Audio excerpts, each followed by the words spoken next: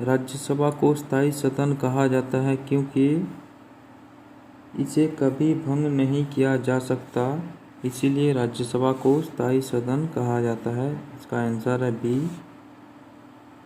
दूसरा क्वेश्चन है, संविधान में संशोधन नहीं किए जा सकते। क्यों नहीं किए जा सकते?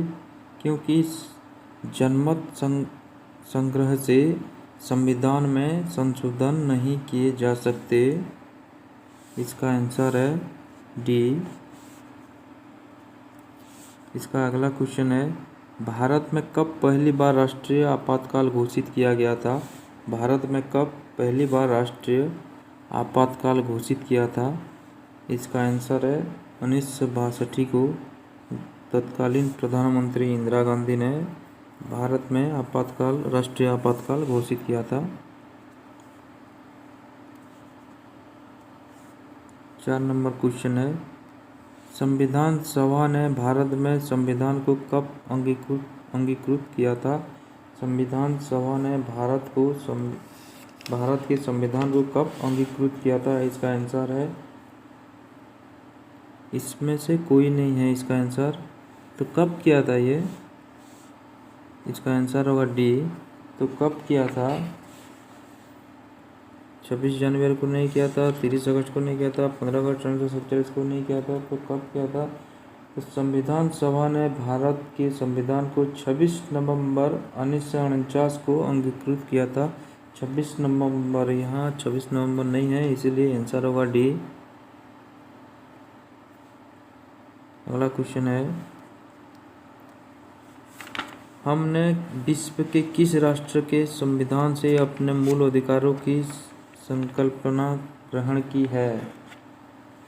हमने विश्व के USA यानी कि अमेरिका राष्ट्र के संविधान से अपने मूल अधिकारों की संकल्पना ग्रहण की है। इसका आंसर होगा डी। अगला क्वेश्चन है, यदि राष्ट्रपति का पद खाली है तो उसे कितनी अवधि के अंतर भरना आवश्यक है? यदि राष्ट्रपति का पद खाली है तो उसे 6 महीने के अंदर भरना आवश्यक है, यानी कि आंसर होगा डी। याद रखिए स्टूडेंट लोग, यहाँ इधर जितना भी क्वेश्चन का आंसर दिया गया है, इसमें से हर एग्जाम में 5 क्वेश्चन श्योर पड़ता है, 5 क्वेश्चन श्योर आता है। अगला क्वेश्चन है, भारतीय संविधान का कौन सा अनुच्छेद जम्मू तथा कश्मीर राज्य को विशेष दर्जा देता है या देता था? अभी तो नहीं दे रहा था है, वो सब हमारे प्राइम मिनिस्टर मोदी साहब ने उसको संसद में बिल पास करके रद्द किया है। उसका अनुच्छेद है 370, ये सबको पता है। अगला क्वेश्चन है, राज्यसभा के सदस्य का कार्यकाल कितना होता है? राज्यसभा के सदस्य का कार्यकाल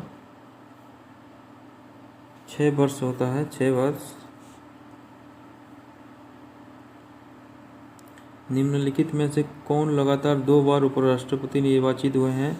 2 बार उपराष्ट्रपति निर्वाचित कौन हुए हैं? BD जत्ती ये तो नहीं हुए हैं, GS पाठक नहीं हुए हैं, भौरव सिंह शेखावत भी नहीं हुए हैं, मोहम्मद हमीद अंसारी, ये राइट आंसर है, मोहम्मद हमीद अंसारी 2 बार उपराष्ट्रपति निर्वाचित हुए हैं।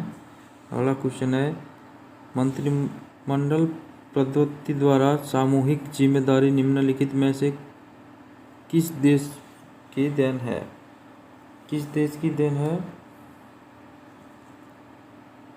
इसका आंसर है ब्रिटेन की देन है। ब्रिटेन से सामूहिक जिम्मेदारी मंत्रिमंडल पद्धति की लिया गया था। इसका आंसर है ब्रिटेन। अगला क्वेश्चन है, भारत के प्रथम उपराष्ट्रपति कौन थे? भारत के प्रथम उपराष्ट्रपति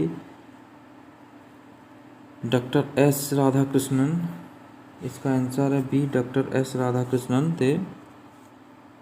राष्ट्रपति के निर्वाचन से संबंधित विवादों का निर्णय किसके द्वारा किया जाता है? राष्ट्रपति के निर्वाचन से संबंधित विवादों का निर्णय सर्वोच्च न्यायालय द्वारा या सुप्रीम कोर्ट द्वारा किया जाता है। इसका आंसर है बी।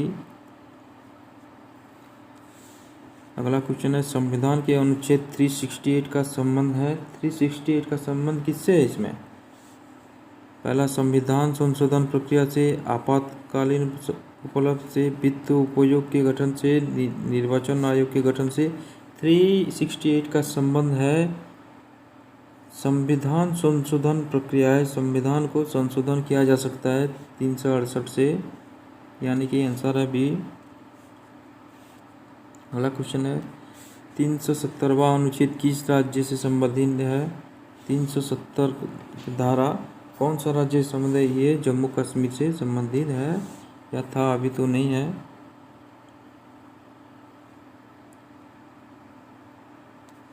अगला क्वेश्चन है, राष्ट्रपति एवं उपराष्ट्रपति दोनों पदों की रिक्तता की स्थिति में कौन राष्ट्रपति का पद संभालता है? सर्वोच्च न्यायालय का मुख्य न्यायाधीश, यानी कि सुप्रीम कोर्ट का चीफ जस्टिस है, राष्ट्रपति और उपराष्ट्रपति का रिक्त पद को संभालते हैं। इसका आंसर है ए।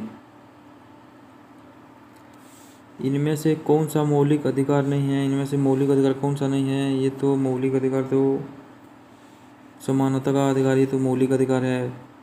बी, शोषण के विरुद्ध अधिकार, ये तो मौलिक अधिकार है। सी, स्वतंत्रता का अधिकार, ये भी तो मौलिक अधिकार है। यानी कि डी, इनमें से मौलिक अधिकार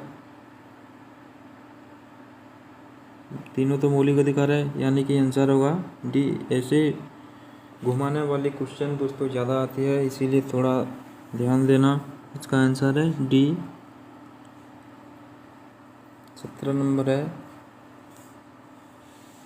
किसी भी सदन का सदस्य नहीं होते हुए भी संसद में लाभ लेता है। क्वेश्चन को समझिए दोस्तों, किसी भी सदन का सदस्य नहीं होते हुए भी, किसी की सदस्य वो नहीं होंगे लेकिन भी वो संसद के लाभ ले सकते हैं। इनमें से कौन है? महान्यायवादी, सुप्रीम कोर्ट द्वारा मुख्य न्यायाधीश, उपराष्ट्रपति, राज्य रिजर्व बैंक का गवर्नर। इसका आंसर है ए। ये क्यों है मैं आपको बता देता हूँ। इसका आंसर है ए। भारत का महान्यायवादी मंत्रिमंडल का सदस्य नहीं होता है। इंग्लैंड में बहुत सदस्य ये होता है, परंतु उसे किसी भी सदन में या उसकी समिति की बैठक में बोलने का अधिकार है, लेकिन उसे मत देने का अधिकार नहीं है। ये अनुच्छेद 88 में दिया गया है, यानी कि आंसर होगा ए। दूसरा क्वेश्चन है दोस्तों, कार्यकाल पूर्ण होने से पूर्व भारत के राष्ट्रपति को उनके पद से कौन हटा सकता है? इसका आंसर है संसद द्वारा महाभियोग लगाकर। संसद द्वारा महाभियोग लगाकर राष्ट्रपति को उनसे पद से हटाया जा सकता है। अगला क्वेश्चन है, दो या दो से अधिक राज्य मिलकर एक संयुक्त राज्य लोक सेवा आयोग रख सकते हैं। यह संविधान के किस अनुच्छेद में वर्णित है? यह संविधान के अनुच्छेद 315 में वर्णित है। 315। अगला क्वेश्चन है, निम्नलिखित में से कौन सी शक्ति उपराष्ट्रपति के प्रशासनिक शक्तियों में शामिल नहीं है? कौन सी शक्ति शामिल नहीं है? महान्यायवादी की नियुक्ति, ये तो शामिल है।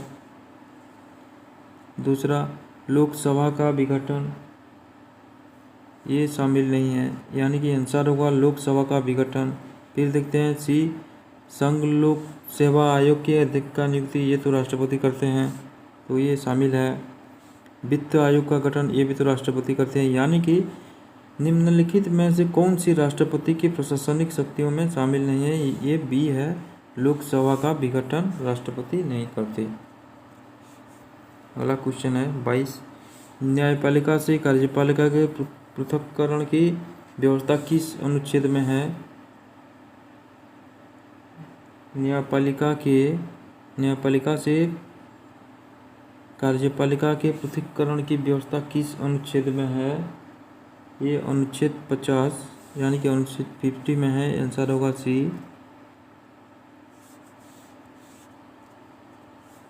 अगला क्वेश्चन है, किस संविधान संशोधन के द्वारा लोकसभा तथा विधानसभा की सदस्य संख्या को 2026 ई तक अपरिवर्तित कर दिया गया है?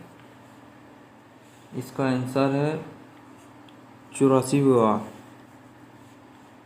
84 विधानसभा संशोधन द्वारा लोकसभा तथा विधानसभा की सदस्य संख्या को 2026 तक अपरिवर्तित, यानी कि जितना है उतना ही रहेंगे, ये कर दिया गया है। अगला क्वेश्चन है, राज्यपाल विधानसभा में एक तथा विधान परिषद में कुल सदस्य संख्या के कितने सदस्य मनोनीत कर सकते हैं? इसका आंसर है 1/6। 6 में से 1 में से 6 को राज्यपाल विधानसभा में एक तथा विधान परिषद में कुल सदस्य संख्या के कितने सदस्य मनोनीत कर सकते हैं? 1 से 6 तक सदस्य को मनोनीत कर सकते हैं, यानी कि आंसर होगा बी। भारत का राष्ट्रीय फूल कौन सा है? भारत का राष्ट्रीय फूल कौन सा है? भारत का राष्ट्रीय फूल क्या गुलाब है, गोंद है, गेंदा है, गेंदा फूल, चमेली है या कमल? इसका आंसर है कमल। भारत का राष्ट्रीय फूल कमल है। राष्ट्रीय पक्षी कौन है? राष्ट्रीय पक्षी मयूर या पिकक है। राष्ट्रीय पशु कौन है? टाइगर।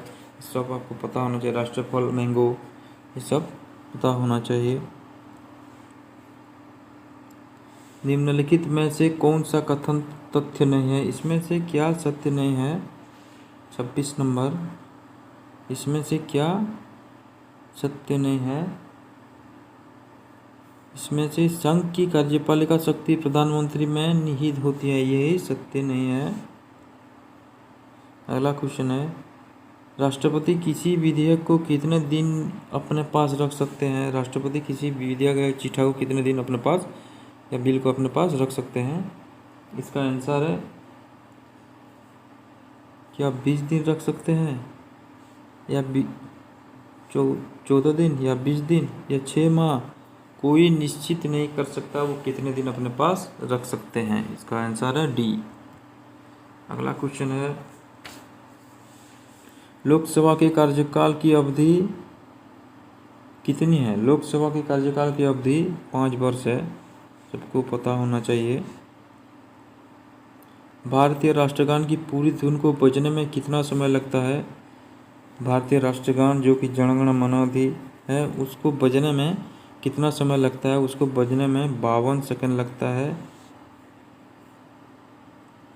अगला क्वेश्चन है, संविधान के किस उपबंध ने केंद्र सरकार को सेवा कर लगाने और उनकी व्याप्ति बढ़ाने का अधिकार देता है? जो कि अभी जीएसटी लगा है सेवा कर, उसको बढ़ाने में केंद्र सरकार को कौन सा उपबंध अधिकार देता है? इसका आंसर है सी, अनुच्छेद 248 के अंतर्गत अवशिष्ट शक्तियाँ। 31 नंबर, निम्नलिखित में से कौन से अनुच्छेद आपातकालीन उपबंधों से संविधान, ये तो गलत हो गया, कौन से अनुच्छेद आपातकालीन उपबंधों से संविधान है संबंधित है? ए बी सी कौन सा है अनुच्छेद? ये है सी, 352, 356 और 360। 352, 356 और 360। अगला क्वेश्चन है, संसद सदस्य को देय वेतन और भत्तों का निर्णय किया जाता है। संसद सदस्य को देय वेतन और भत्तों का निर्णय कौन करता है? इसमें से कौन करता है? क्या राष्ट्रपति करते हैं या मंत्रिमंडल द्वारा होता है या संसद द्वारा किया जाता है या वित्त आयोग द्वारा किया जाता है? इसका सही आंसर है संसद द्वारा बिल पास करके किया जाता है। संसद के दोनों सदनों का सत्रावसान करने का अधिकार किसके पास है? यानी कि सत्र बुलाने का अधिकार किसके पास है? यही अधिकार राष्ट्रपति के पास है। इसका सही आंसर है राष्ट्रपति